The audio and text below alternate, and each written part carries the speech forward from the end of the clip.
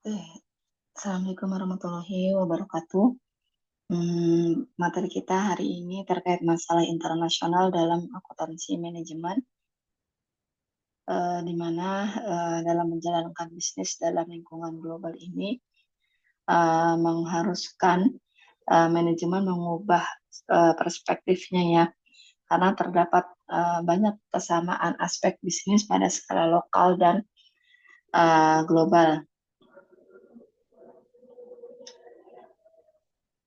Nah, di sini ada peran akuntansi manajemen dalam lingkungan internasional, di antaranya bahwa akuntansi manajemen di sini berperan menyediakan informasi yang relevan kepada pihak manajemen ya, kepada pihak manajemen. Uh, Lalu selanjutnya akuntan manajemen juga menyediakan keterampilan bisnis serta keuangan, karena sebagian besar perbedaan ini berkaitan dengan lingkungan bisnis, yaitu misalnya ada lingkungan budaya, terus ada lingkungan hukum, politik, dan ekonomi. Nah, dalam dunia bisnis global ini membutuhkan akuntan manajemen untuk menangani menangani masalah keuangan dan operasi bisnis sehari-hari.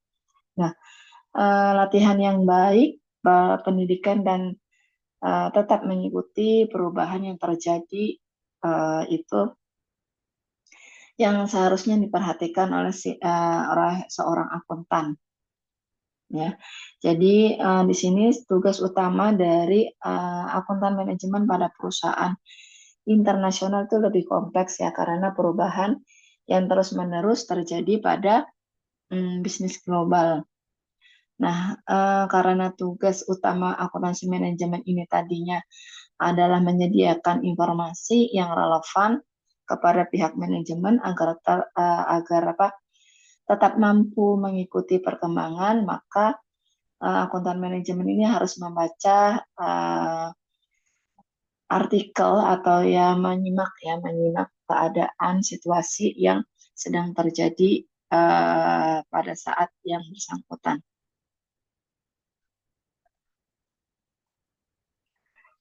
Lalu ada tingkat keterlibatan dalam perdagangan global.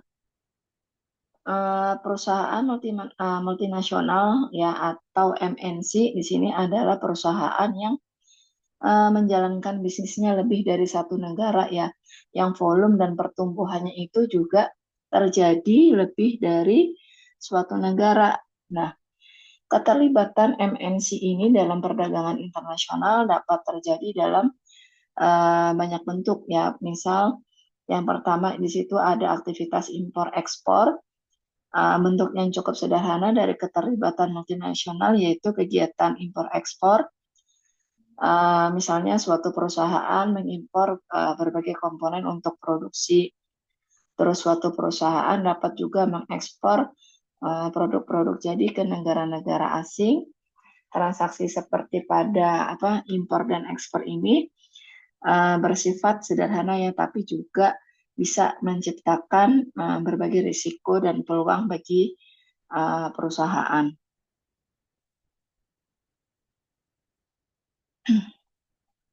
Lalu selanjutnya di sini ada anak perusahaan ya atau kepemilikan cabang.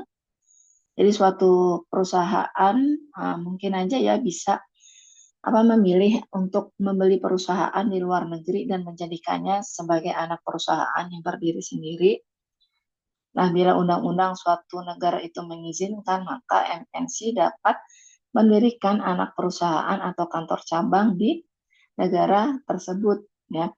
Misal banyak ya sejumlah pegawai yang memiliki kemampuan multi bahasa ya, melayani panggilan telepon dari seluruh seluruh Eropa atau seluruh dunia. Oke. Lalu ada aktivitas joint venture. Nah, joint venture di sini adalah jenis persekutuan di mana para investor menjadi bagian dari pemilikan perusahaan. Nah, joint venture ini dilakukan untuk menggabungkan keahlian, lalu menghadapi undang-undang yang berlaku dan merangsang atau meningkatkan investasi ya yang berguna nantinya untuk meningkatkan produktivitas dalam negeri. Nah, perusahaan yang memiliki keahlian yang dibutuhkan oleh MNC ini terkadang nggak ada gitu ya, nggak ada untuk dijual. Nah, joint venture ini kemudian bisa bermanfaat karena joint venture ini adalah suatu jenis kemitraan di mana investor menjadi bagian dari kepemilikan perusahaan.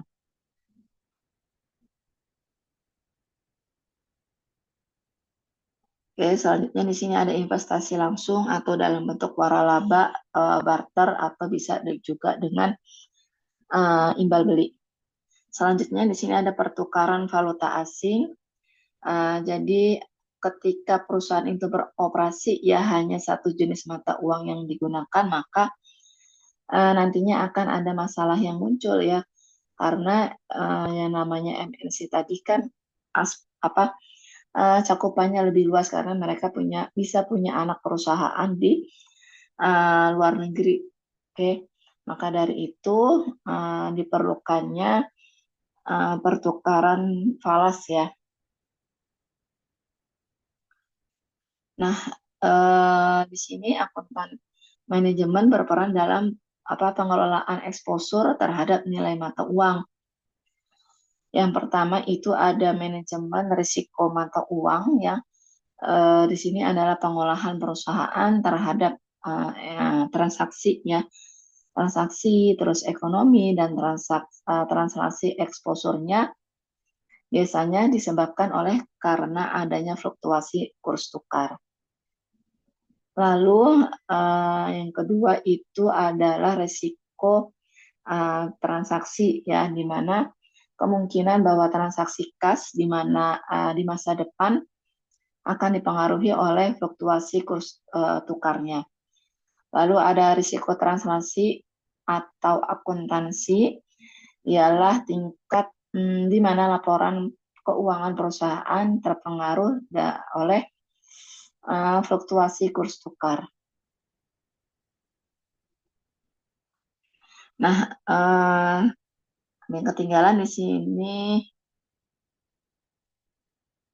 Nah, untuk mengelola risiko transaksi ini ada beberapa hal yang bisa dilakukan ya, misalnya dengan kurs spot ini adalah nilai tukar dari suatu jenis mata uang ya yang terdapat mata uang lain untuk transaksi langsung.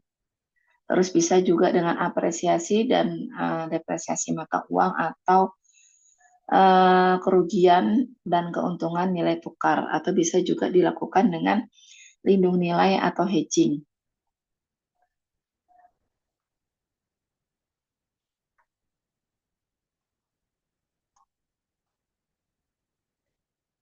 Oke, selanjutnya di sini ada desentralisasi. Di sini perusahaan yang terdesentralisasi di negara asal sering memberlakukan pengawasan yang lebih ketat ya pada divisi asing. Nah, setidaknya sampai mereka itu mendapatkan pengalaman yang lebih banyak tentang operasional mereka di luar negeri. Sebagaimana yang namanya desentralisasi ini kan menawarkan keunggulan bagi divisi-divisi di negara asal. Desentralisasi juga menawarkan keunggulan divisi asing ya. Nah, keunggulan desentralisasi pada MNC ini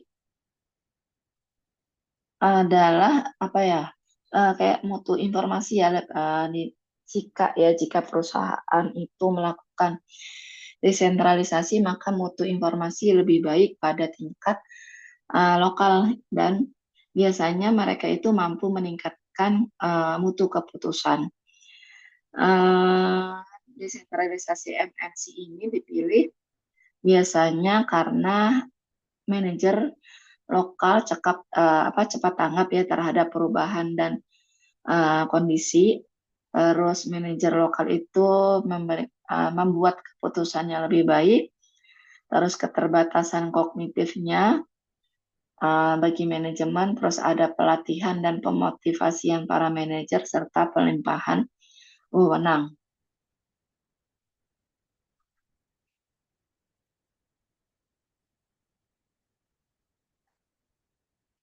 Oke, selanjutnya di sini ada pengukuran kinerja, dampak faktor lingkungan terhadap evaluasi kinerja MNC ini dipengaruhi oleh beberapa faktor ya. Yang pertama ada faktor ekonomi.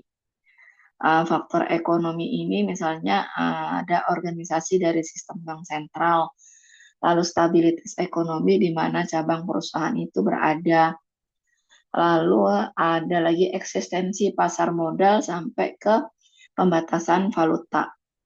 Sedangkan untuk faktor politik dan hukum, ini bisa dipengaruhi oleh kualitas efisiensi dari struktur perundang-undangan, terus kebijakan pertahanan di mana cabang MNC itu berada.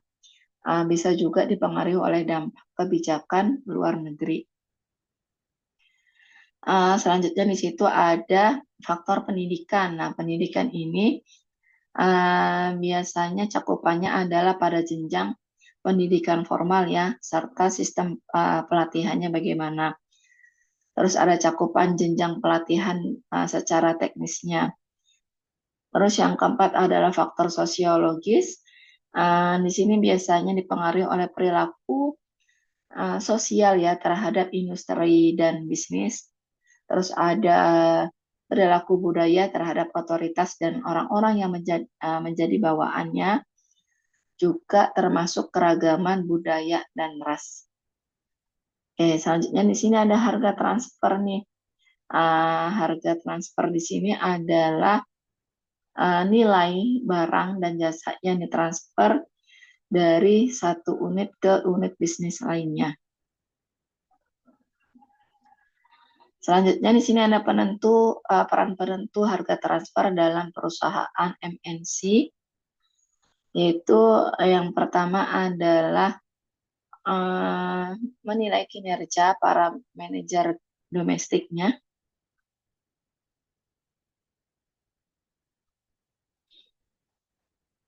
Terus selanjutnya di sini ada meminimumkan pajak penghasilan, terus biaya impor, juga menghindari dari pembatasan keuangan. Selanjutnya di sini ada isu etis dalam MNC, yaitu terkait tentang hukum dan kebiasaan bisnis yang berbeda. Jadi di sini hukum dan kebiasaan bisnis yang berbeda ya. Pasti kalau perusahaan MNC itu mempunyai cabang di luar negeri, pasti ada perbedaannya.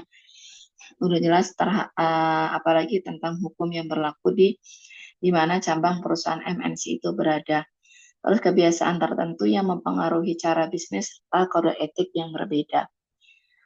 Baik, sampai di sini materi kita hari ini. Saya ucapkan terima kasih. Wassalamualaikum warahmatullahi wabarakatuh.